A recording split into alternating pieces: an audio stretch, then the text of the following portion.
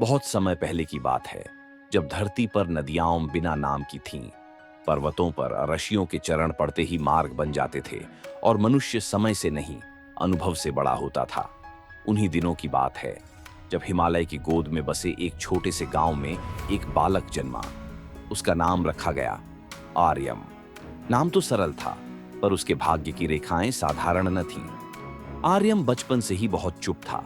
न वह दूसरों के साथ खेलता, न उत्सवों में हंसता, न गांव के मेलों में दौड़ता।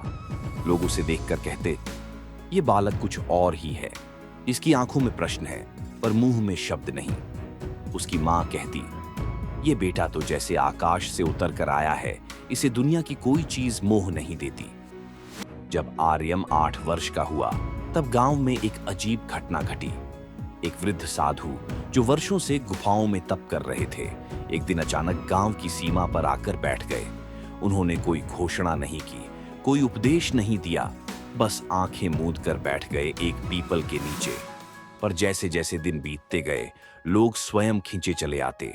वह साधु कुछ नहीं बोलते, फिर भी उनके पास बैठने से लोगों को ऐसा लगता मानो उनके भीतर का शोर कुछ क्षीण हो गया हो। आर्यम, जो अब तक किसी के सामने नहीं झुकता था, एक दिन चुपचाप उनके पास जाकर बैठ गया।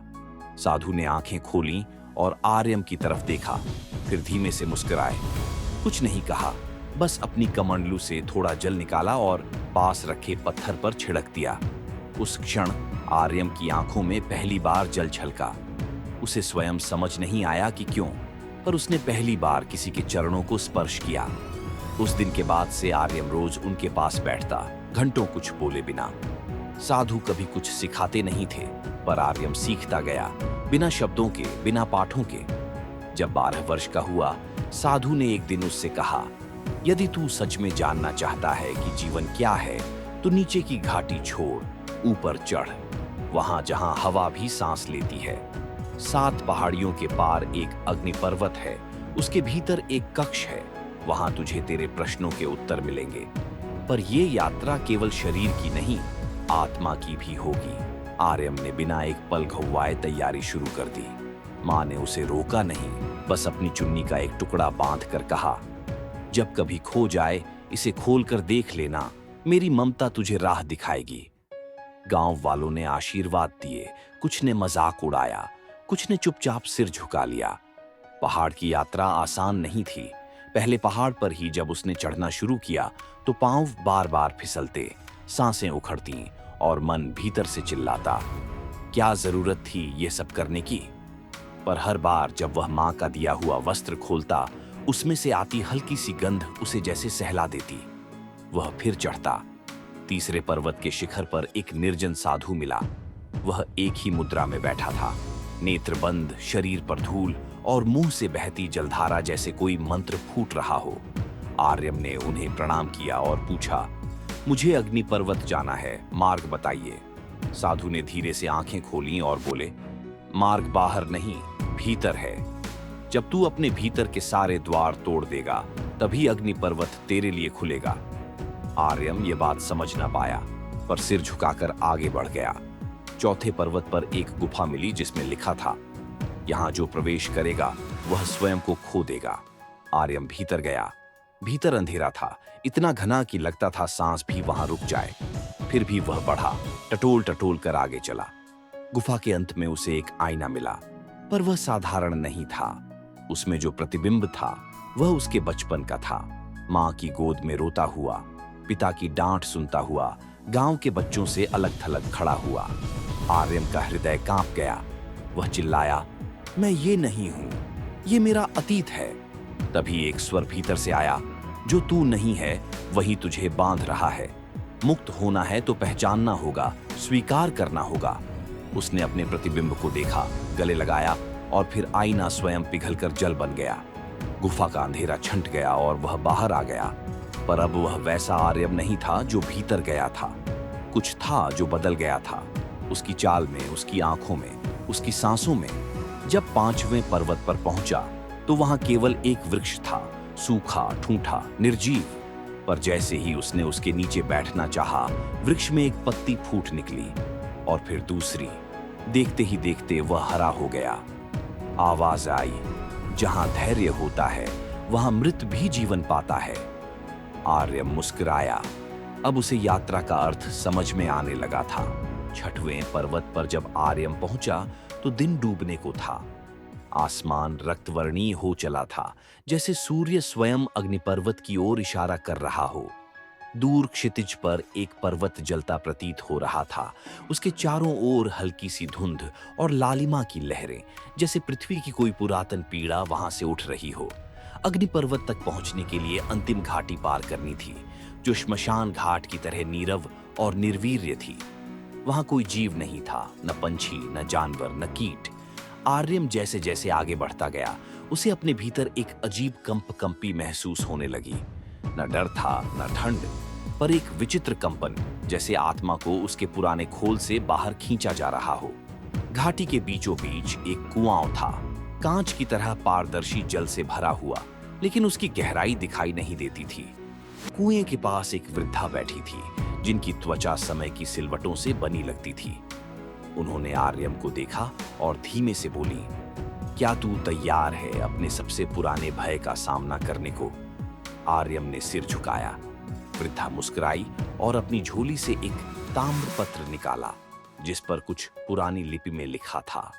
उन्होंने उसे आर्यम के हाथ में दिया और कहा, इसे तब पढ़ना जब अग्नि तेरे चारों ओर नृत्य कर रही हो और भीतर का द्वार स्वयं बंद होने लगे। इतना कहकर उन्होंने आंखें मूंद लीं और जैसे समय में लुप्त हो गईं। अग्निपर्वत की ओर चढ़ाई शुरू होते ही हवा बदल गई। अब वह जलती हुई सांसों जैसी थी। हर एक कदम पर शरीर से पसीना नहीं, जैसे वर्षों का बोझ बह रहा था। चट्टानें गर्म थीं और उन्हें छूते ही ऐसा लगता मानो वे कोई प्रश्न पूछ रही हों। क्यों आए हो यहाँ? किसे खोजते हो? आर्यम हर प्रश्न को अपने मौन से उत्तर देता रहा। चोटी के करीब पहुंचते ही एक द्वार दिखाई दिया, अग्नि से बना हुआ द्वार। उसमें न कोई ताला था, न कोई पहरेदार। फिर भी वह पार नहीं होता था, जैसे वह मन की अग्नि मांगता हो, शरीर की नहीं। आर्यम ने वहीं बैठकर ध्यान किया। घंटों बीते या शायद दिन, समय का कोई माप वहां नहीं था। जब उसकी श्वास और चित्त एक लय में आ गए, तब अग्निद्वार ने अपने भीतर प्रवेश दिया। भीतर एक विशाल गुफा थी, दीवारें दहकती हुई, पर छूने पर शीतल।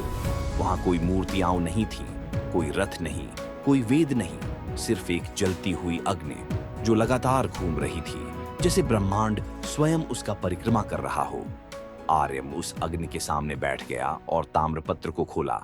उसमें लिखा था, यदि तू जानना चाहता है कि तू कौन है, तो उस सबका विसर्जन कर जो तू समझता है कि तू है।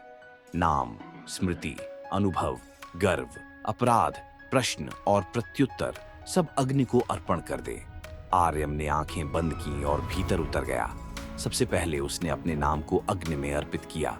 मैं आर्यम नहीं हूं, उसने मन ही मन कहा। फिर स्मृतियां, मां का चेहरा, गांव की गलियां, वह पीपल का पेड़, सभी उसने छोड़ दिए। अग्नि शांत रही। फिर उसने अपने गर्व को छोड़ा। मैं साधक हूं, यह भी अर्पित किया। फिर अपराध, मैंने मां को छोड़ दिया अपने अस्तित्व को खोजने के लिए, यह भी दिया अग्नि को।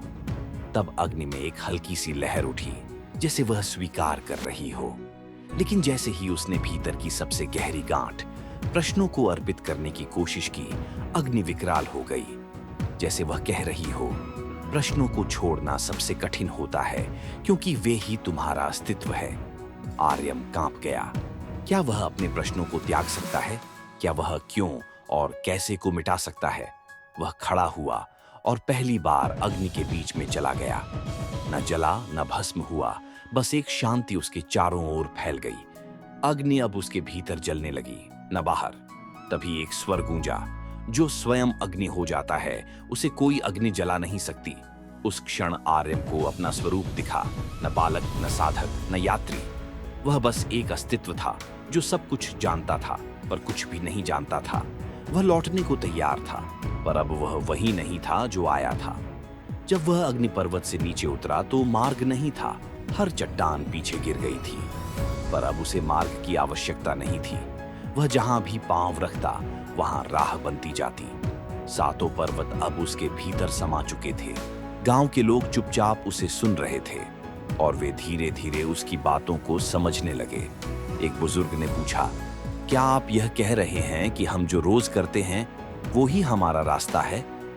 आर्यम ने मुस्कुराते हुए कहा, हाँ, अगर हम अपने हर कार्य को पूरी निष्ठा और ध्यान से करें तो वही हमारा मार्ग बन जाता है। हमें किसी दूसरे रास्ते की तलाश नहीं करनी चाहिए। गांव के लोग अब आर्यम के शब्दों पर ध्यान दे रहे थे, जैसे उनके जीवन में कुछ नया प्रवेश कर रहा हो। फिर उसने उन्हें बताया, जो रास्ता भीतर से शुरू होता है वह बाहर के सारे रास्तों से कहीं अधिक मजबूत होता है। जब हम खुद को समझने लगते हैं तभी हमें दुनिया को समझने की क्षमता मिलती है। अब आर्यम के चेहरे पर वह शांति थी जो उस यात्रा के बाद उसके भीतर बसी थी।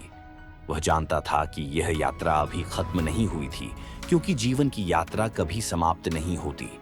परंतु उसने यह भी समझ लिया था कि अब उसे कहीं जाने की आवश्यकता नहीं थी, क्योंकि हर रास्ता उसे उसके भीतर ही ले आया था।